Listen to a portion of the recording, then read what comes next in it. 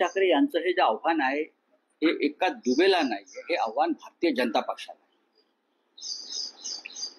दुबे भारतीय जनता पक्षाचा पुढारी आहे, दुबे भारतीय जनता पक्षाचा खासदार आहे आणि या दुबेचा तीव्र शब्दात निषेध भारतीय जनता पक्षाच्या कोणत्याही नेत्यानं केल्याचं मला दिसत नाही. नाराजी वगैरे कशी व्यक्त करताय?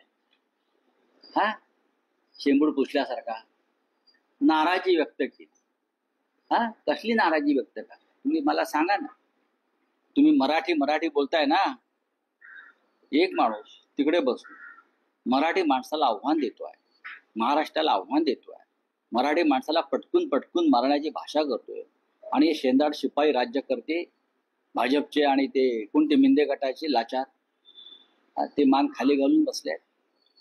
त्याच्यामुळे राज ठाकरे यांनी जे आव्हान दिलेलं आहे हे फक्त त्या निशिकांत दुबेला नसून हे आव्हान त्याने महाराष्ट्राकडे, मुंबईकडे वक्रदृष्टी न पाहणाऱ्या भारतीय जनता पक्षाला आव्हान